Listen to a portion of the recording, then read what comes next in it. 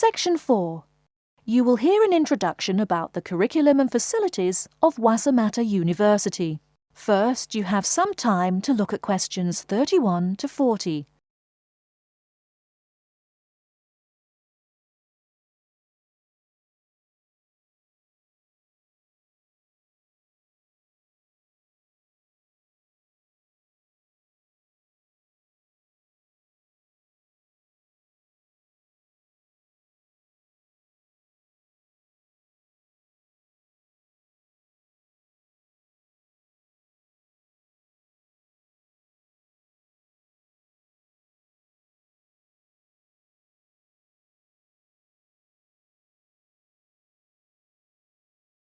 Now, listen carefully and answer questions 31 to 40. Okay, and welcome back. During the short break we just took, several of you approached me with questions. So before going on with the orientation talk, I'd like to address those queries. As I found, if one person asks a question, probably a dozen others are wondering about the same thing. The first question is whether Wasamata University employs modules technology as an instruction method. The answer is yes, we do. At least that's what the university catalogue says. If some of you don't understand what modules technology is, don't worry. I googled the word but couldn't find it. Apparently though, it's a method of broadband wireless access. At least that's what an American company's website told me. But again, don't worry. If you need to know something more, your professor can tell you. Another question someone asked me was what tomorrow's workshop on research methods and skills was about. Well, research skills include any method you can imagine for finding and presenting any information you need. That's not just schoolwork either. Writing English, the native language for most of you, and finding a job are also research skills. And yes, those will be addressed in tomorrow's workshop. As you know, Wasamata University is one of this country's premier universities for the study of the dismal science, economics. Some of you, it seems, want to get a jump on their classmates. During the break, half a dozen of you came up and asked me where to find economics tomes. I know it's odd, but this school's library holdings are divided up between two libraries. Economics books are in the old library. If you look out of the window behind me, you can see it. It's the red brick building. Oh, before I forget, you economics types also need a lot of math, am I right? Well, those math books are neither in the old library nor in the new one. They can be found in the math department building. Why am I telling you this? Doesn't the invisible hand guide economists? Maybe it's good you asked.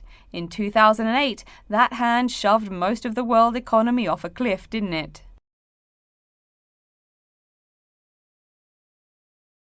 Now, I realize that most of you couldn't bring a computer printer or a photocopier from home.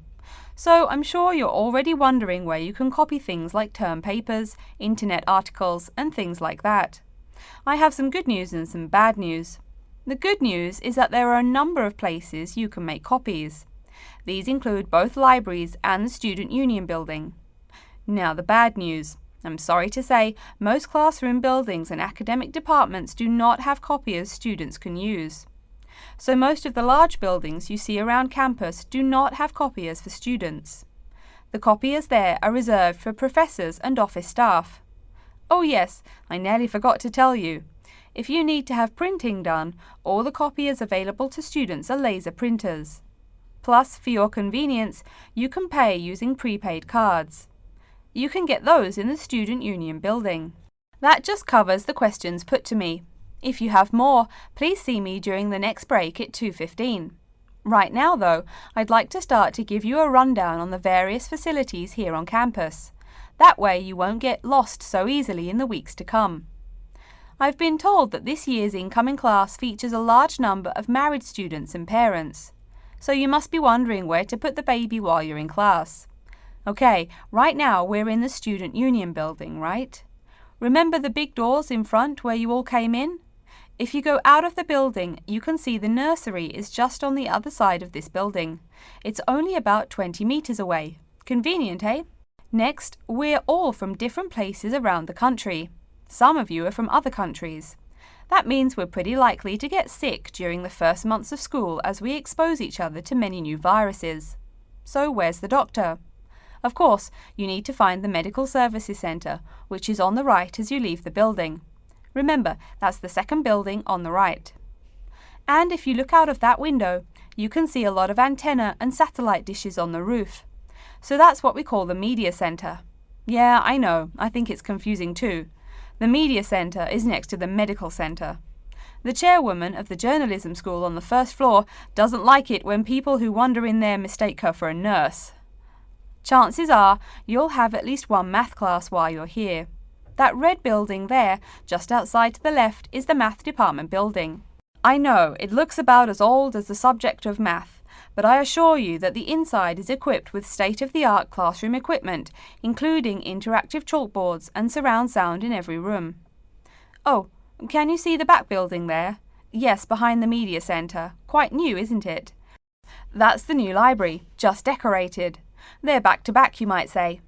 If you look just to the left of it at the lower, older-looking building, you'll find the old library. It's nice and quiet, perfect for those marathon study sessions during exam week. Since the weather is so nice, why don't we stop looking at our maps but go for a walk around the campus? That is the end of section 4. You now have half a minute to check your answers.